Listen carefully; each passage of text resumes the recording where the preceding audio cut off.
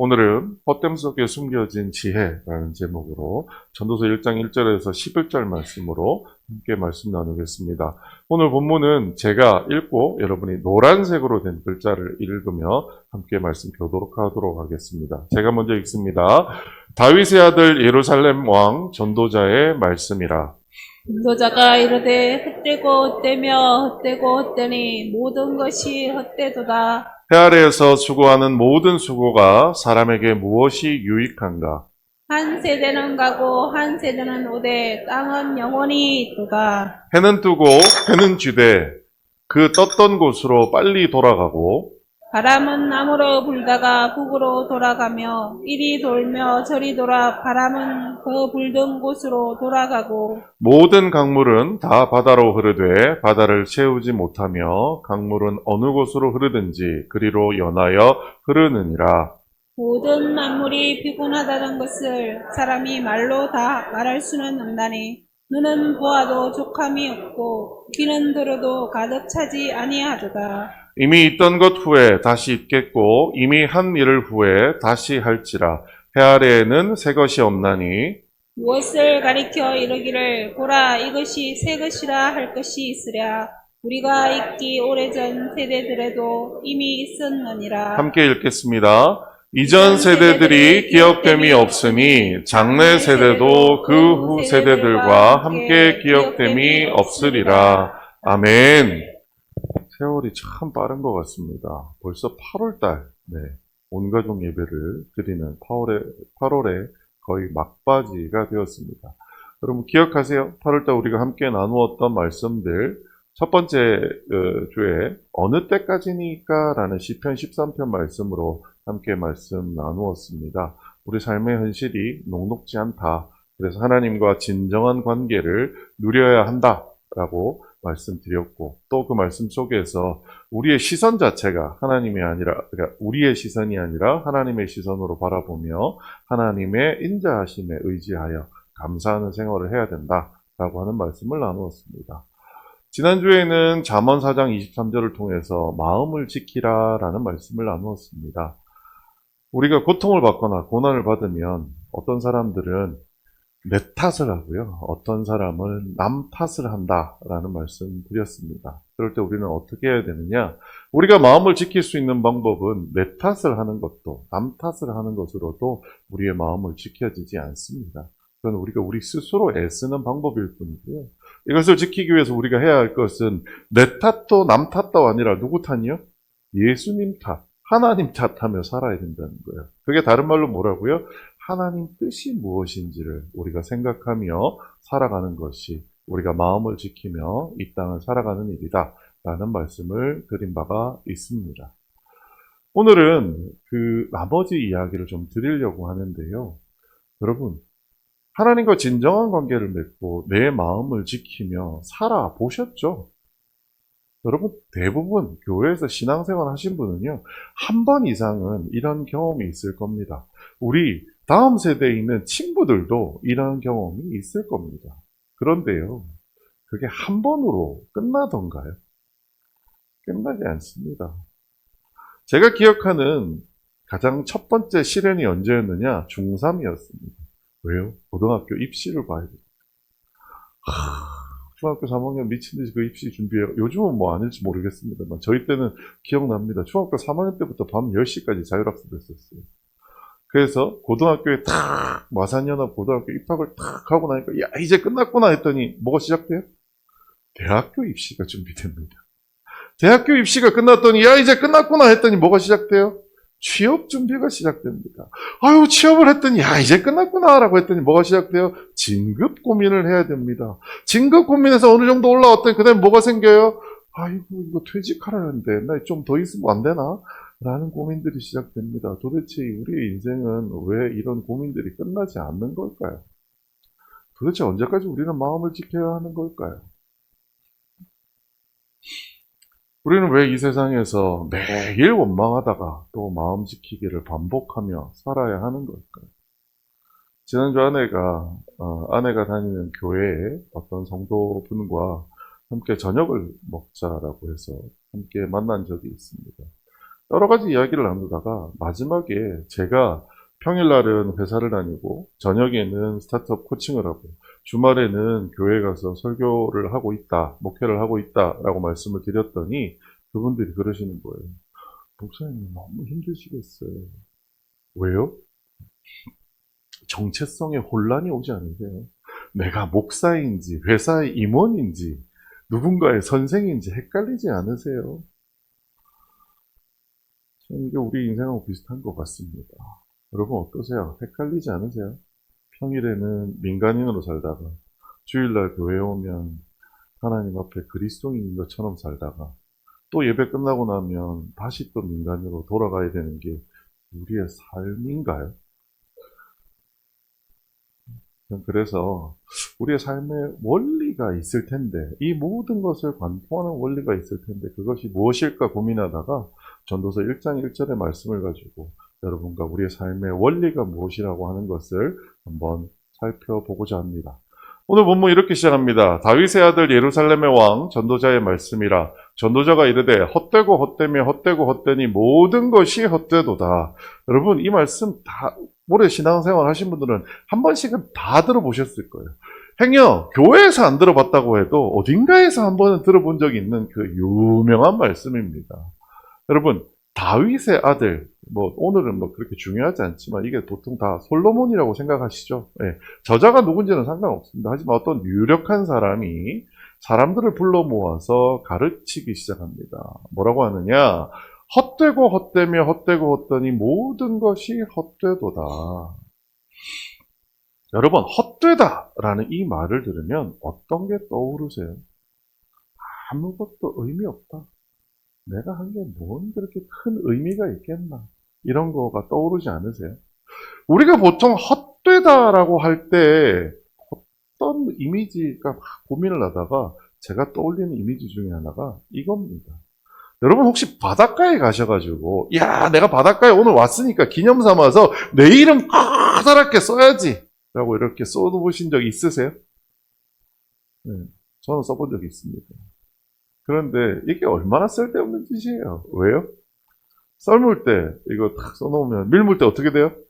바닷물이 싹 들어가지고 싹 지워버립니다. 이게 뭐예요? 헛된 거예요.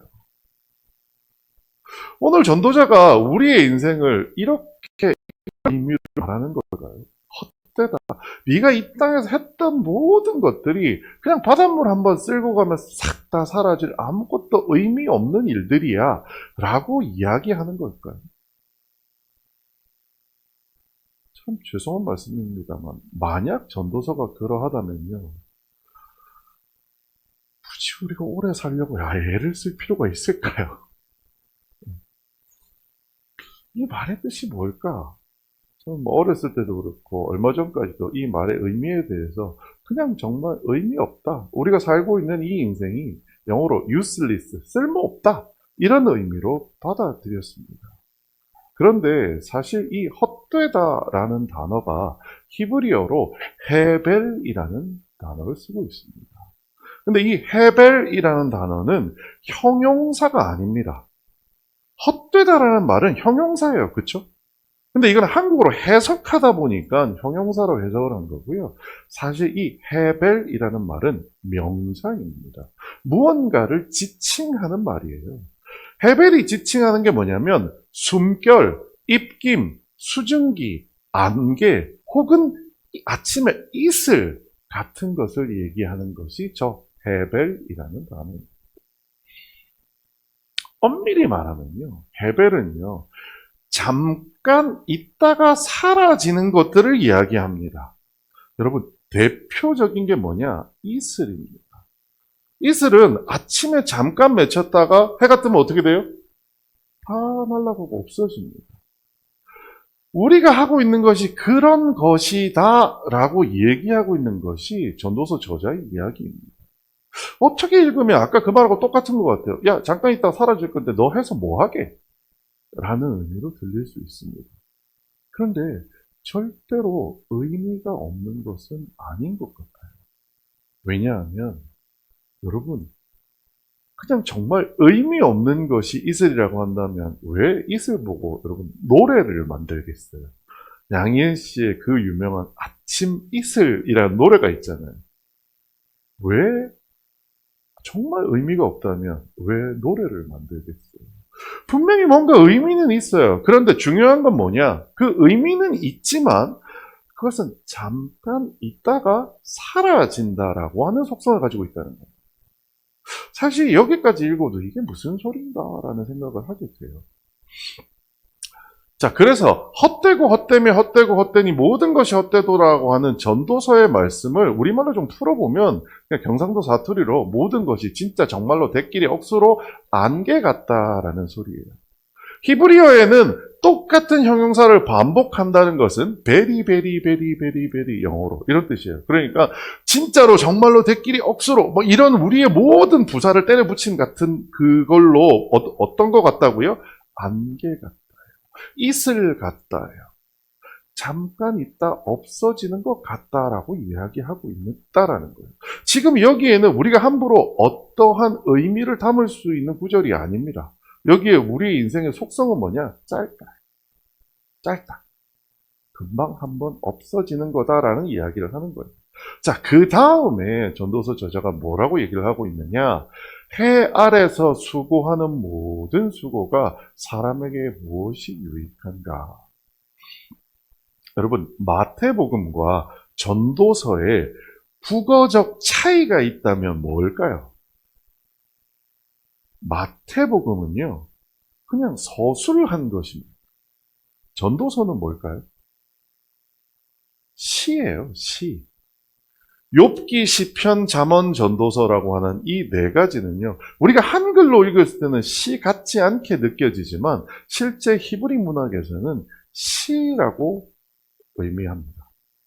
자, 그 시에서 아주 특별한 시만의 특별함이 있어요. 뭐냐면 어떤 단어에 상징이 들어있는 겁니다.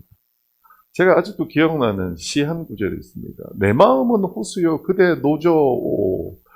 저희 고등학교 3학년 때 시험이 아직도 기억납니다. 그래서 이제 시험 문제가 그랬어요. 여기에 저자가 말한 호수의 뜻은 뭔가요? 여러분 호수의 뜻이 뭘 것 같으세요? 저희 한 학년에 한 반에 60명씩 10반이었으니까 600명 있었는데 저희 담임 선생님이 국어 선생이었는데 제가 1반이었어요. 1반에 맨 앞자리에 앉아 있었는데 그분이 10반 끝에서부터 1반까지 오면서 애들 답을 다 체크한 거예요. 그럼 한숨을 쉬면서 왔대요. 어떻게 600명이 내가 가르쳤는데 600명이 하나도 모르냐? 하나도. 네. 내 마음은 호수요 그대 노조의 정답을 맞춘 사람이 딱 한 명 있었습니다. 그게 저예요. 그래서 제가 아직도 기억합니다. 그 호수가 뭐냐? 눈동자입니다. 시에는 어떠한 단어가 실제 그 뜻이 아닌 숨겨진 뜻으로 사용되는 경우가 있습니다. 전도서에서 여러분 이 단어를 만나시면 꼭 기억하셔야 합니다. 뭐냐? 해 아래서라는 표현이 나옵니다. 해 아래서. 그러면 우리 생각할 때는 우리 다 지금 해 아래 살고 있잖아요. 우리 다들 이렇게 생각하세요. 그런데 해 아래는 여러분 등잔 밑이 어둡다 이런 얘기 들어보셨죠?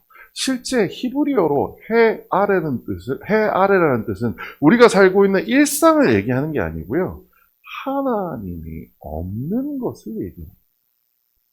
해 아래라는 전도서의 표현을 만나시면은요, 하나님이 없는 곳에서 이렇게 해석하시면 됩니다. 그래서 해 아래서 수고라는 것을 우리말로 번역해보면 정확하게 시가 아닌 의미를 번역해보자면 하나님이 없는 인간의 수고는 어떻다고요? 사람에게 아무것도 유익될 게 없다라는 거예요. 여기서 유익하다라는 얘기는 뭐냐? 남는 것 혹은 초과분이라고 하는 히브리어를 쓰고 있는데요. 무엇이 남는가? 결국 어떤 차이가 있는가라는 뜻이에요. 이걸 그대로 해석해보면 이거죠. 하나님 없이 우리가 무언가를 애쓰고 수고하는 것은 남는 게 아무것도 없다라. 우리가 그 일을 한다고 해서 달라질 게 아무것도 없다라.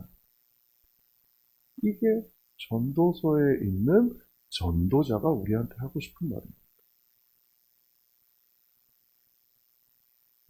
사람의 삶이 아무런 의미도 없는 허무한 것, 의미 없는 것이다.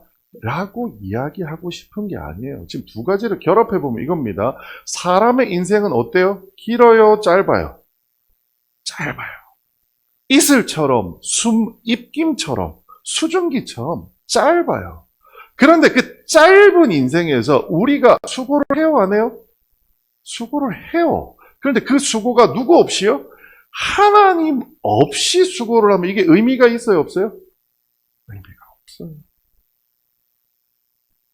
저자가 말하고 싶은 얘기가 뭘까요? 다음 본문입니다. 이 본문은 우리 같이 한번 읽어볼까요? 시작!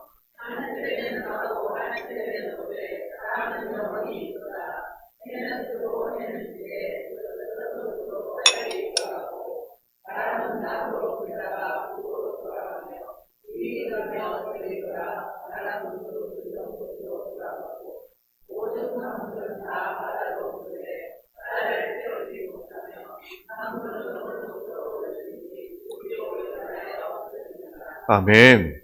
여기 보면 빨간색 글자 한 세대라는 단어가 나오고요. 땅과 해, 바람, 강물, 바다 이런 것들이 나옵니다. 여기에 한 세대가 의미하는 게 뭐냐? 인간이라는 존재의 한계성에 대해 얘기합니다. 요즘 제일 장수하시는 분이 몇 살 정도 사신다고 들으셨어요? 제가 듣기로 120살까지 사시는 분 계세요? 요즘 100세 시대 얘기하니까, 우리 길게 복 받으면, 100살 살았으면 축복 받았다, 이렇게 얘기하잖아요. 네. 100세 살면 잘 사는 겁니다. 그렇죠? 인간의 존재가, 여러분, 100년 산다고 쳐보자고요. 100년 산다고. 그 100년 동안 우리가 알 수 있는 게 얼마나 알 수 있을까요? 여러분, 인생은 짧고 예수는 길다라는 말 들어보신 적 있으시죠?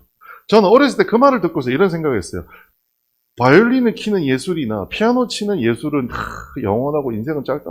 이게 무슨 뜻이라고 막 생각했었어요. 근데 인생은 짧고 예술은 길다라는 말을 한 사람이 누구냐면 히포크라테스라는 사람입니다. 여러분, 히포크라테스 이름 들어보신 적 있지 않으세요? 의사들이 내가 의사 될 때 선서하는 게 뭐냐? 히포크라테스의 선서입니다. 그 히포크라테스는 도대체 왜 인생은 짧고 예술은 길다라고 표현했을까요? 거기에 예술은요, 우리가 알고 있는 바이올린하고 음악하고 기타 치고 드럼 치는 게 아닙니다. 거기서 말하는 예술은요, 기술을 의미합니다. 우리가 배워야 할 기술이 얼마나 많냐 하면요, 한 인생에서 내가 아무리 애를 써도 다 배울 수 있어요, 없어요? 못 배운다라는.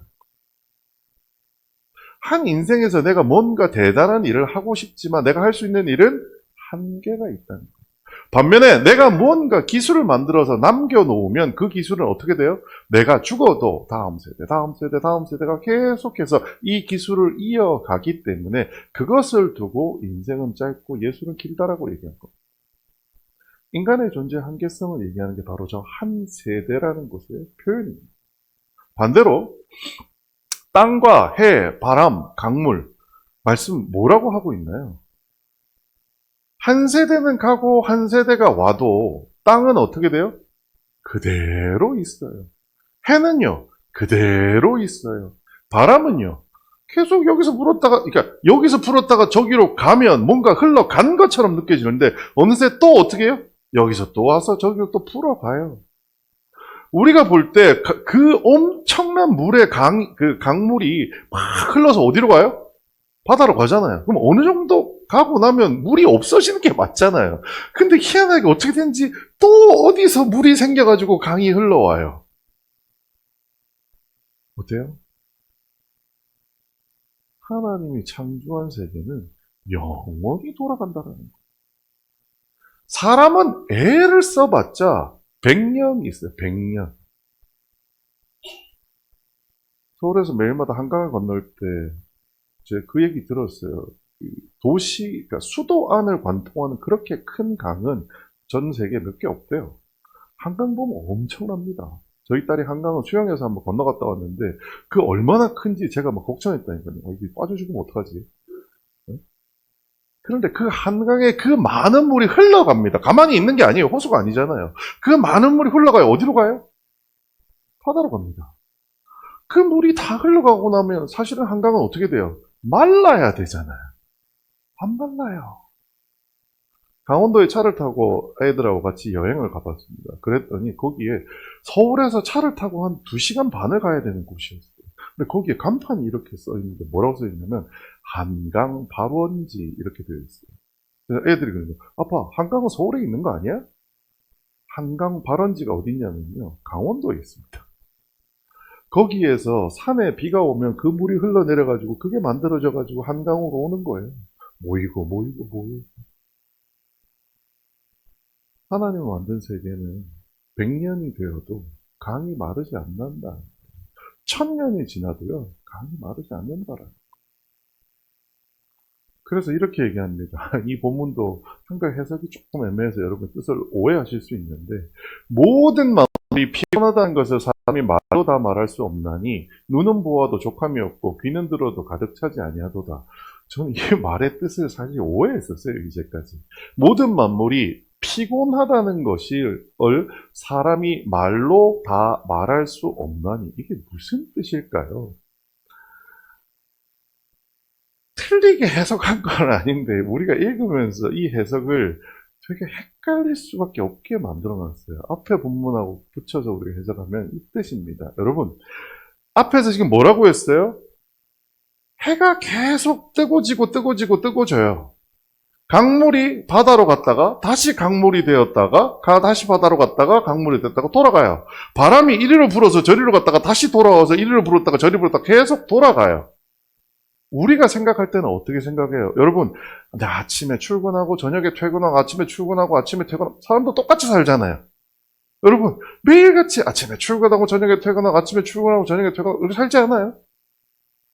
그런데 우리가 그렇게 출근하고 퇴근하면 우리 어떻게 생각해요? 저녁에 퇴근하면 피곤해 죽겠다. 여러분 다 그렇게 생각하지 않으세요? 그러다 보니 이렇게 순환되어지는 자연을 보면서 사람이 뭐라고 생각하기 쉬우냐? 사람의 생각으로 보자면 야, 쟤들 피곤하겠다. 아침에 떴다가 저녁에 지고 아침에 떴다가 저녁에 지고 해는 여러분 직장생활 제 지금 25년? 한 30년? 아니 좀 안 되는 것 같은데 그 30년만 해도 미칠 것 같아요. 아침에 출근할 때마다. 그런데 해는 도대체 몇 년 동안 떴다가 진 거예요. 몇 년 동안. 그 해는 그 토요일, 일요일 쉬나요? 안 쉬죠. 맨날 떴다가 져요. 맨날 떴다가 져요. 강물은 토요일, 일요일에 멈춰 있어요? 아니잖아요. 국경일이라고 멈춰 있어요? 6시 되면 퇴근하나요? 안 하잖아요. 그 해와 땅을 보며 사람들이 감히 야, 쟤네들 피곤하겠다. 라고 여러분 생각해 보신 적 있으세요? 쟤네들 피곤하겠다. 해가 아침에 뜨고 해가 밤에 지고 강물은 퇴근도 안 하나? 내 아침에 출근할 때도 흘러가고 퇴근할 때도 흘러가고 근데 그걸 누가 만드셨어요? 하나님이 만드셨어요. 그들 보고 피곤하다고 얘기할 수 없어요. 왜요? 사람의 지혜로는 이게 이해가 안 되거든요. 요즘은 과학이 많이 발달해서 이제는 우리 어느 정도 좀 압니다. 그렇죠? 해가 뜨고 지는 게 아니라 뭐예요? 지구가 도는 거예요.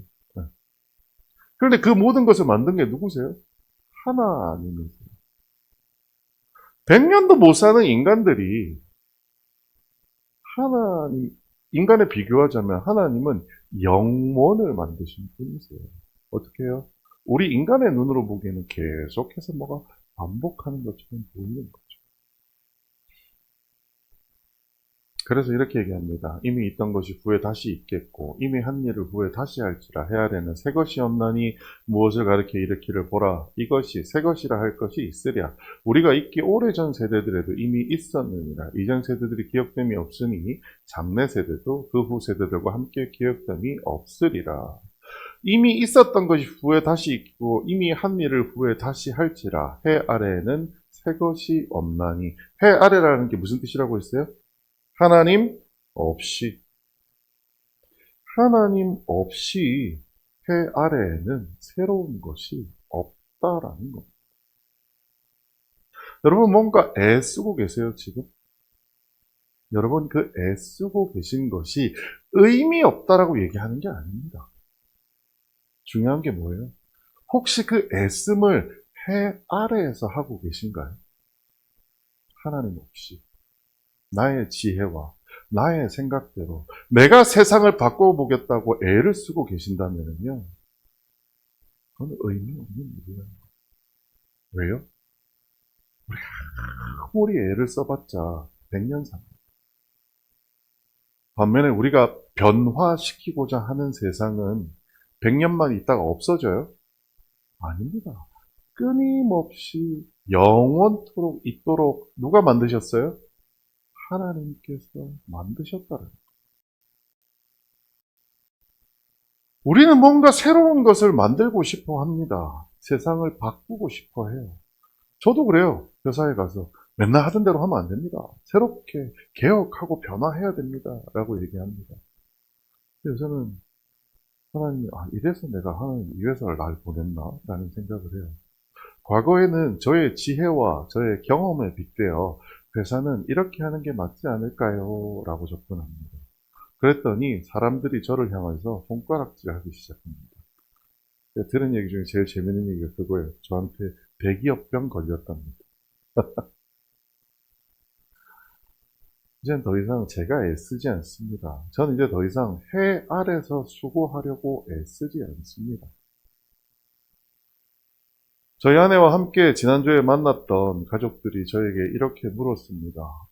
월요일부터 금요일까지는 회사의 정체성, 밤에는 누구를 가르치는 코치로서의 정체성, 토요일, 주일은 교회에서 목사로의 정체성으로, 정체성이 헷갈리지 않으세요? 살기 힘드실 것 같은데? 라고 얘기하시는 이야기를 듣고 제가 웃으면서 말씀드렸어요. 아니요. 전 이제 제대로 된 정체성을 세워가는 것 같아요. 왜냐고요? 제가 월요일부터 금요일까지 회사를 출근하고 밤에는 뭐 누구를 가르친답시고 코칭을 하고 토요일, 일요일날 교회에 와서 목회를 한다고 해서 내가 믿는 하나님이 달라지나요? 그 하나님은 똑같습니다. 제가 회사에 가서도 그 하나님이고요. 밤에 코칭을 해도 그 하나님이고요. 여기 와서 앞에서 마치 제가 뭔가 대단히 잘 사는 사람처럼 여러분한테 앞에서 그나마 조금 더 먼저 성경에 대해서 배웠다고 성경을 여러분 앞에서 설교한다고 해도요. 그 하나님이 저한테는 똑같은 하나님이에요. 저의 정체성이 뭐냐고요? 저는 그리스도인입니다. 그리스도인은요. 일하는 사람도 아니고 말씀을 전하는 사람도 아닙니다. 그리스도인은 뭔데요? 하나님과 함께 동행하며 사는 사람이 그리스도인입니다. 정말 안타까운 이야기지만 몸이 불편하고 아프신 분들을 볼 때마다 갑자기 이런 생각이 들어요. 지지난주에 멀쩡하게 뵙고 인사 나눴어요. 그런데 갑자기 어느 날 예배 시간에 못 봅니다. 여러분, 그게 다른 성도분만이 일어날 수 있는 일들 아닙니다. 저에게 일어날 수도 있고요. 여러분에게도 일어날 수 있는 일들입니다. 우리는요, 우리의 인생을 한마디로 얘기하자면 헤벨입니다. 아침 이슬 같은 인생입니다. 언제 왔다가 해가 뜨면 사라질 수밖에 없는 인생이에요. 여러분, 그런데 그 인생을 헛되이 사시겠어요? 오늘 성경에서 얘기합니다. 헛되이 사는 게 뭐라고요? 해 아래 사는 겁니다. 해 아래가 뭔데요? 하나님 없이, 예수님 없이 사는 것이 헛되이 우리 인생을 허비하는 겁니다. 그럼 우리가 이 짧은 인생을 그래도 의미 있게 살려면 어떻게 해야 된다고요? 하나님 안에서 살아야 한다는 겁니다. 우리 인생에 고난이 넘칩니다. 그 고난이 넘치는 인생에서 우리가 마음을 지켜야 하는 이유가 뭔지 아세요? 사실 그 고난은요, 우리가 만든 거예요. 지난주에 말씀드렸죠. 우리가 자극이 들어오면요, 우리 마음을 편안하게 하려고 내 탓하거나 남 탓하는 겁니다. 근데 우리는 어떻게 해야 된다고요? 마음을 지키는 사람이 되어야 합니다. 왜 지켜야 돼요? 우리는 그리스도입니다. 우리에게 어떤 일이 생기더라도 내 탓이에요? 아니면 그놈 탓인가요? 아닙니다. 누구 탓이에요? 하나님 탓이에요. 우리의 신앙으로 표현하자면 그게 하나님 뜻이에요. 고난이 옵니다. 갑자기 우리에게 고난이 찾아올 때가 있습니다. 그래서 전도자가 얘기합니다. 그 고난이 찾아올 때에도 뭐 하라고요? 하나님을 섬겨야 한다는 거예요. 왜요? 해 아래서 수고하는 하나님 없는 애씀은 정말 뭐가 되는 거라고요? 의미 없이 우리 인생을 낭비하는 일이 되어버리기 때문입니다. 지난 한 주 여러분 세상을 바꾸고 싶었어요. 내 삶을 좀 바꾸고 싶었어요. 애쓰며 사셨죠? 어떠셨어요? 힘드셨죠?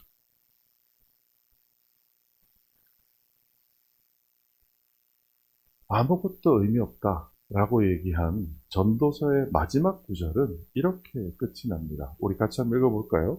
시작! 이래 결국을 다 들었으니 하나님을 경외하고 그의 명령들을 지킬지어다. 이것이 모든 사람의 본분이니라. 아멘. 우리 이 모든 진리를 이해하고 나면은요, 전도자가 아무것도 의미 없으니 야 빨리 죽어라 이런 얘기하는 거 아니에요. 결론이 뭐예요?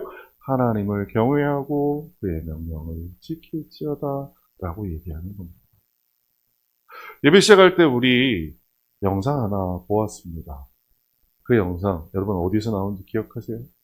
타이타닉이라고 하는 영화에 등장한 장면입니다.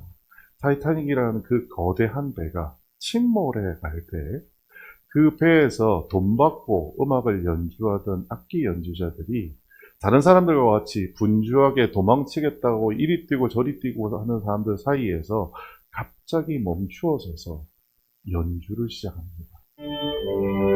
영화는 두 가지 장면을 교차해서 보여줍니다. 지금 앞서 보여준 장면을 잘 기억해 보시면요.